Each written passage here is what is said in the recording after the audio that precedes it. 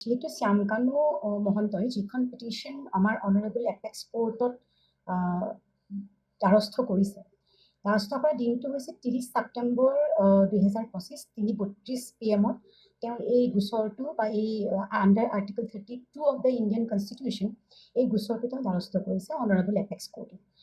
এতিয়া এই honourable apex কোৰ্টত যিহেতু বন্ধ চলি আছে, বন্ধ চলি থকাৰ কাৰণে এটা কেছ ডায়েৰী নাম্বাৰ হিচাপে এই গোচৰটো অন্তৰ্ভুক্ত হৈছে। কেছ ডায়েৰী নাম্বাৰটো হৈছে 56715/25 2025 হিচাপে ৰেজিষ্টাৰ হৈছে, কিন্তু কেছটো এতিয়ালৈকে কোনো ধৰণৰ ৰেজিষ্ট্ৰেশ্যন হোৱা নাই, যিহেতু অনাৰেবল এপেক্স কোৰ্টৰ ৰেজিষ্ট্ৰি বন্ধ আছে।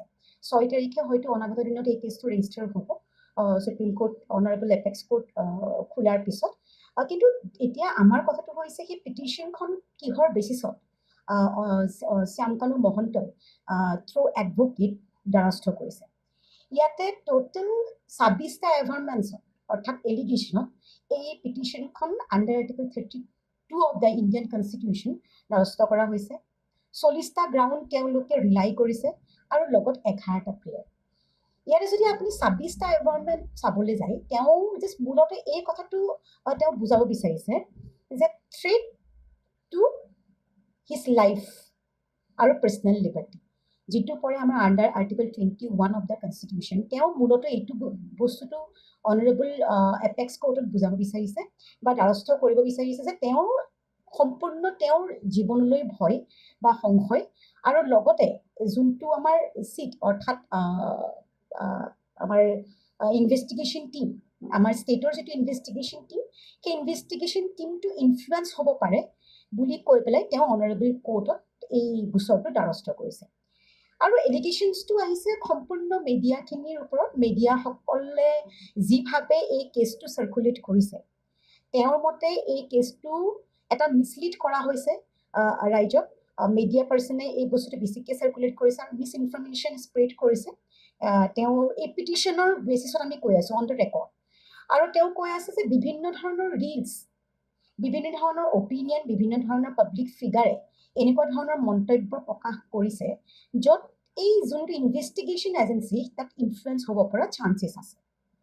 ছেকেণ্ড, তেওঁ আৰু কিছুমান এলিগেশ্যনছ আনিছে আমাৰ টপ অফ দ্য এক্সিকিউটিভ, যিটো মানে বুজাব বিচাৰিছে আমাৰ অনাৰেবল চিফ মিনিষ্টাৰৰ কথা। অনাৰেবল চিফ মিনিষ্টাৰে হয়তো কিছু মিডিয়াত হয়তো তেওঁ বাইটটো দিছিল যে এওঁক জুবিন গাৰ্গক হত্যা কৰা হৈছে। গতিকে এনেকুৱা ধৰণৰ কিছু মন্তব্যৰ কাৰণে তেওঁ এই পিটিশ্যনৰ জৰিয়তে দ্বাৰস্থ কৰিব বিচাৰিছে যে এই কেছটো ইনফ্লুৱেঞ্চ হোৱাৰ, ইনভেষ্টিগেশ্যন এজেঞ্চি ইনফ্লুৱেঞ্চ হোৱাৰ বহুতেই বেছি চান্সেছ আছে, যাৰ কাৰণে এই কেছটো তেওঁ CBIৰ পৰা তেওঁ বিচাৰিছে নেশ্যনেল ইনভেষ্টিগেশ্যন এজেঞ্চিলৈ ট্ৰান্সফাৰ কৰাটো, বা এই কেছটো তেওঁ চেণ্ট্ৰেল ব্যুৰ অফ ইনভেষ্টিগেশ্যনলৈ তেওঁ ট্ৰান্সফাৰ কৰাটো তেওঁ প্ৰেয়াৰত দিছে। এতিয়া কথাটো হৈছে তেওঁ যোনটো প্ৰেয়াৰ দিছে, CIDৰ ভুলৰ কাৰণে এই কেছটো ট্ৰান্সফাৰ হ'ব নেকি? কিন্তু এনেকুৱা কোনো ধৰণৰ CIDৰ ভুল আঙুলিয়াই দিব পৰা নাই এই পিটিশ্যনখনে, বা আনফেয়াৰ হৈছে বুলি, এই ইনভেষ্টিগেশ্যনটো আনফেয়াৰ হৈছে বুলি কোনো ধৰণৰ তেনেকুৱা ধৰণৰ এলিগেশ্যন এই 26টা পেৰাগ্ৰাফত বা এভাৰমেণ্টছত মই কিন্তু বা আমি কিন্তু দেখিবলৈ পোৱা নাই। মই আইনী এটা মোৰ যিটো নলেজ, মোৰ সাম্যক যিটো মই পঢ়ি পেলাই গম পাইছোঁ, সেই মোৰ জ্ঞানৰ ভিত্তিতহে মই কথাখিনি কৈছোঁ।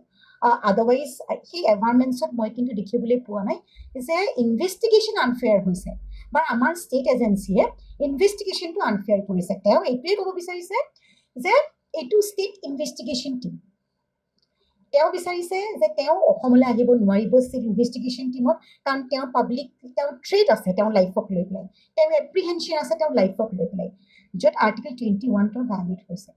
কিন্তু অলৰেডি তেওঁ এৰেষ্ট হৈ গ'ল, অলৰেডি তেওঁ তেনেকুৱা ধৰণৰ কোনো প্লিডিংছ আগবঢ়োৱা নাই এই পিটিশ্যনখনত, বা যে য'ত আমাৰ ষ্টেট ইনভেষ্টিগেশ্যন টীমে এই বস্তুটো আনফেয়াৰ কৰিছে। তেওঁ এটা কথাই কৈ আছে যে ইনফ্লুৱেঞ্চ হ'ব পাৰে, ক'ৰ পৰা ইনফ্লুৱেঞ্চ হ'ব পাৰে? ইলেক্ট্ৰনিক মিডিয়াৰ পৰা, টপ অফ দ্য এক্সিকিউটিভৰ পৰা, ষ্টেট এক্সিকিউটিভৰ পৰা। গতিকে এইখিনি কথা কৈ পেলাই এই ট্ৰান্সফাৰৰ কথাটো তেওঁ কৈছে যে এটা চেণ্ট্ৰেল এজেঞ্চিক এই কেছটো ট্ৰান্সফাৰ কৰিব লাগে, য'ত তেওঁ বিশ্বাস জন্মাব বিচাৰিছে অনাৰেবল এপেক্স কোৰ্টত যে তাত তেওঁৰ যোনটো ইনভেষ্টিগেশ্যন ফেয়াৰ হ'ব তেওঁ সেইটো বিশ্বাস কৰি পেলাই তেওঁ এই পিটিশ্যনখন দ্বাৰস্থ কৰিছে অনাৰেবল এপেক্স কোৰ্টত। আৰু এটা কথা মই ক'ব বিচাৰোঁ, নাজানো, যিহেতু অনাৰেবল মই বাৰ বাৰ প্ৰতিবাৰে কৈ আছোঁ, যিহেতু কেছটো আমাৰ অনাৰেবল বা মাননীয় উচ্চতম ন্যায়ালয়ত অলৰেডি বিচাৰাধীন হ'ব, বা যদিও এতিয়ালৈকে হিয়াৰিং এটাও হোৱা নাই, হিয়াৰিং অনাগত দিনত হ'ব। মই এটা কথা নটিচ কৰিব পাৰিছোঁ যে যিহেতু এই যোনটো আমাৰ special investigation team headed by special director of general of police, তেওঁ কিন্তু এই পিটিশ্যনখনত পাৰ্টি কৰা হোৱা নাই।